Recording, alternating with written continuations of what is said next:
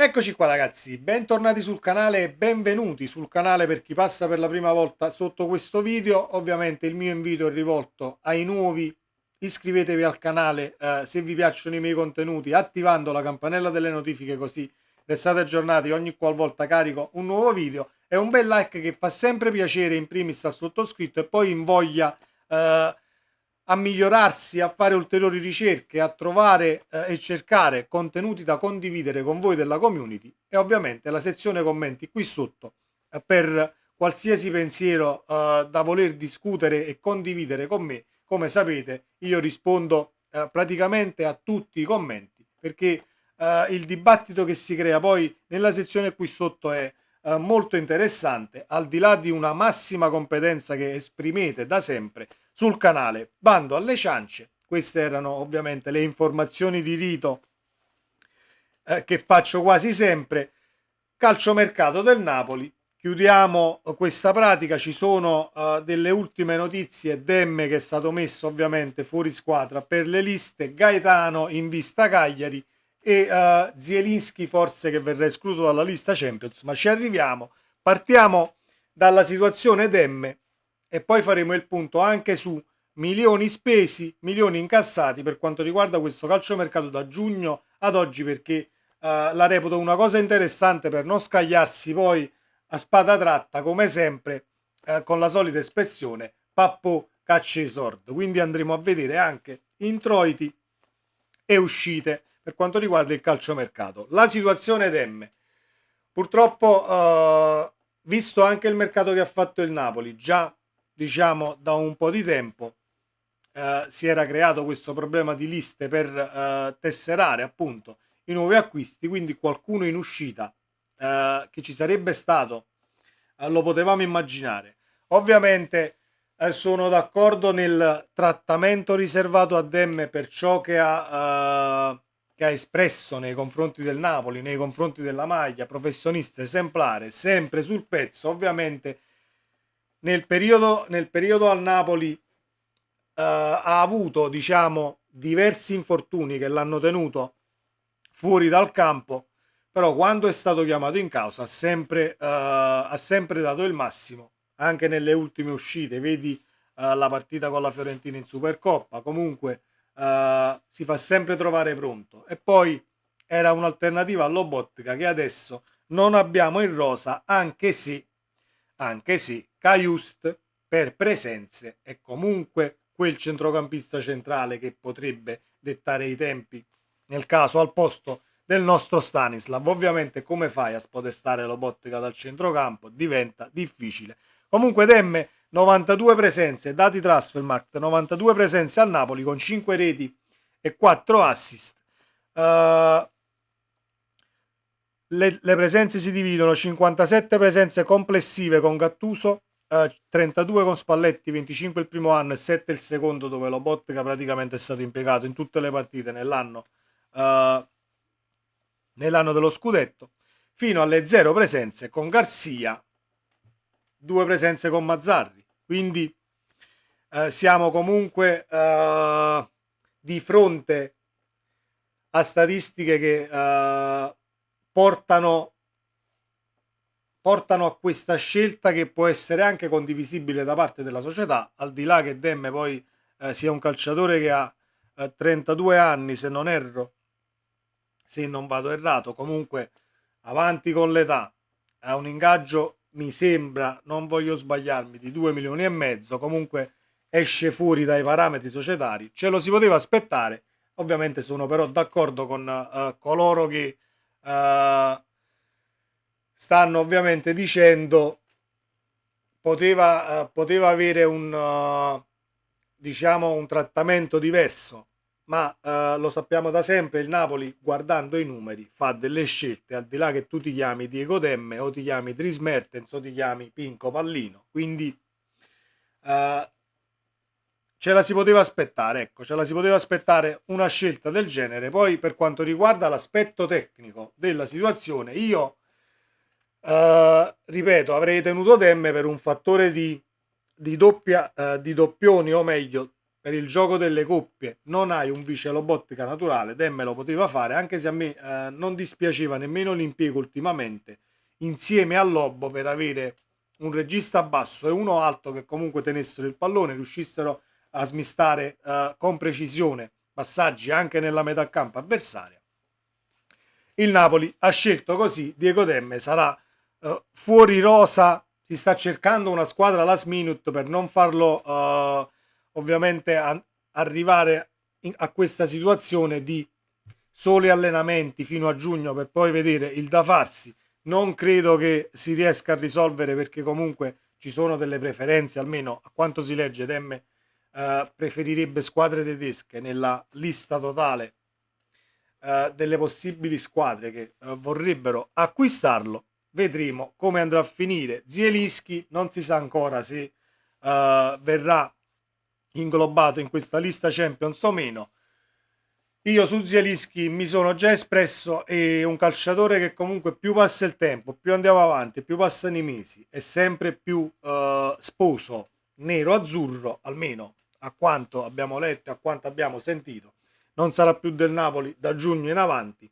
Scelta che posso anche condividere di non portarlo nella lista Champions, però caliamo un tantino la qualità a centrocampo, perdendo comunque un calciatore che ha piedi e una discreta visione di gioco per poter alzare il livello qualitativo del centrocampo, però è sempre in base ad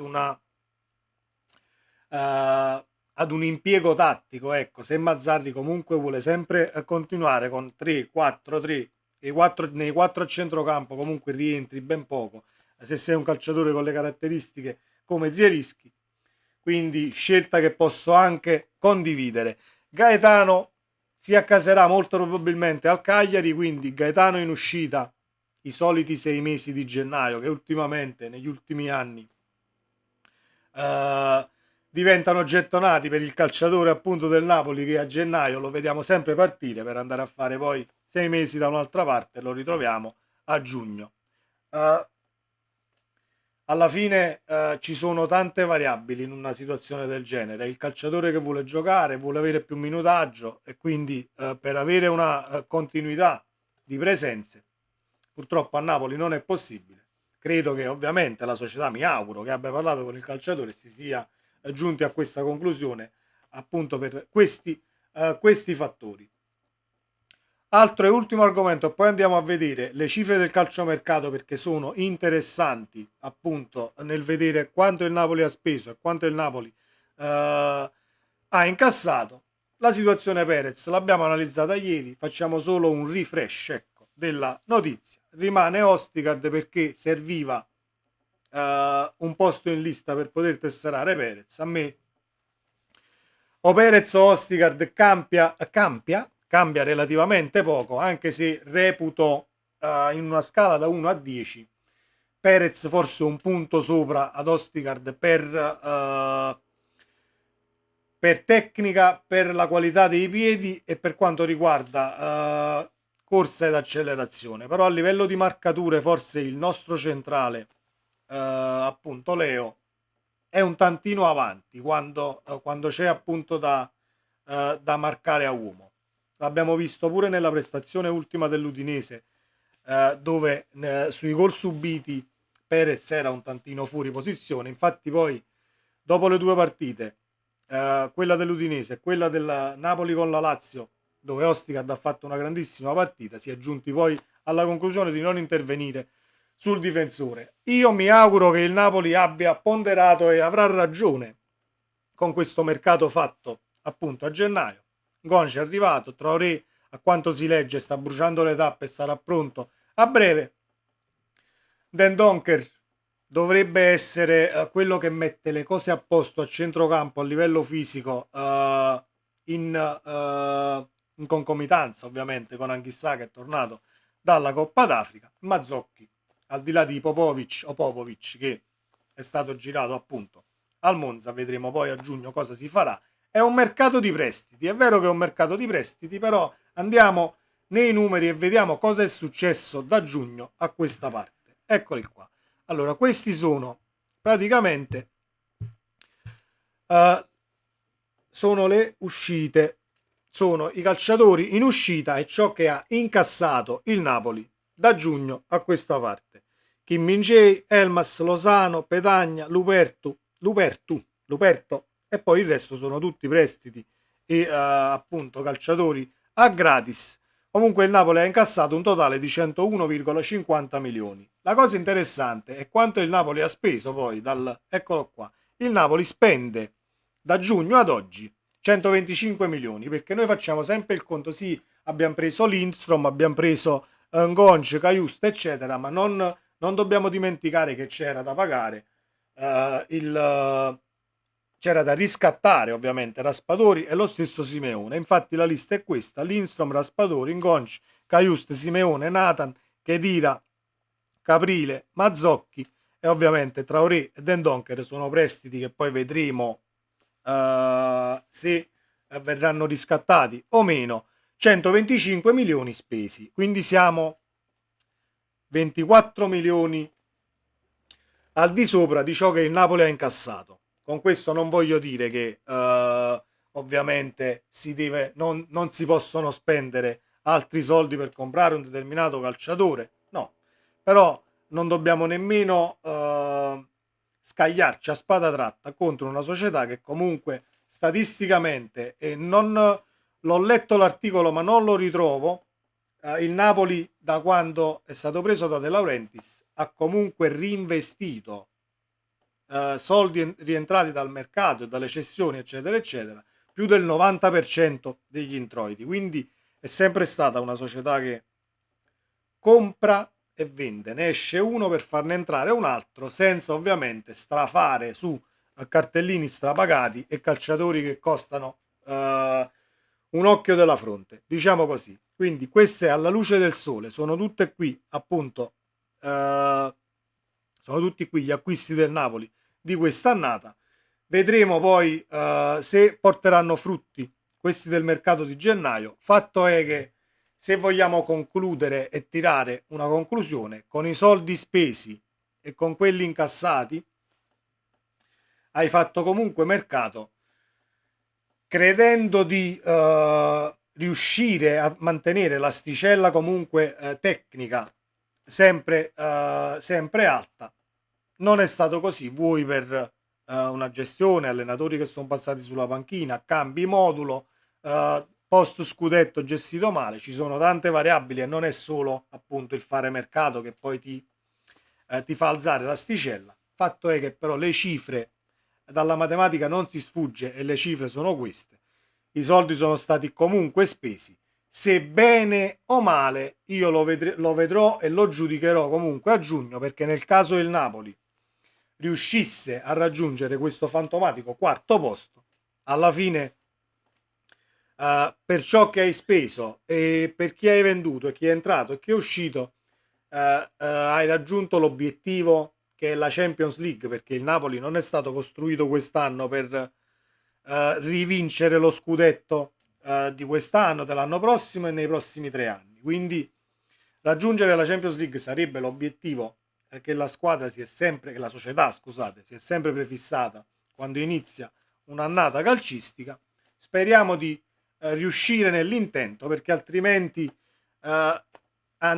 andremo sicuro incontro ad un ulteriore ridimensionamento, anche se piccolo, a livello tecnico, a livello di calciatori, perché ovviamente una cosa è preparare una squadra per affrontare la Champions League, un'altra è preparare la squadra nell'affrontare una conference. Mi auguro che comunque arriviamo più su della conference, a affrontare un'Europa League che è diversa per valore tecnico, quindi si andrà sicuramente in base all'obiettivo raggiunto a ridimensionare o meno la rosa. Detto questo,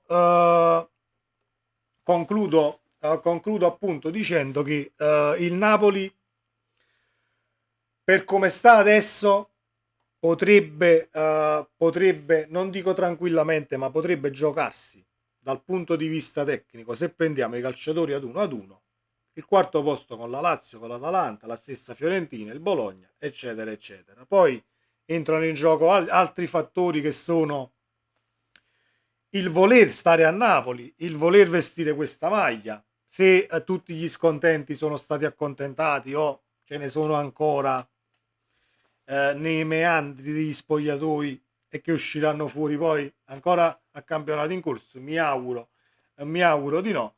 Massima fiducia alla società, alla squadra e a Mazzarri, perché ragazzi, io voglio assolutamente arrivare in Champions League, perché poi nel tifoso eh, salterà fuori questa situazione. Arrivi in Europa League, allora dobbiamo giocare l'Europa League per arrivare in fondo e per vincerla. Invece, quando vai in Champions, vai a giocarti la Champions per passare il turno in primis e poi si vede. Invece, avendo vissuto, diciamo, nottate Champions da un bel po' di anni a questa parte, tornare in Europa League porterebbe questo ragionamento, non voglio chiamarlo nemmeno tifoso medio, né il tifoso del Napoli in generale, che facendo l'Europa League te la puoi giocare comunque fino alla fine, ma sappiamo che sono competizioni lunghissime e sono competizioni poco tutelate, perché ieri mi sono andato a rivedere anche a tempo perso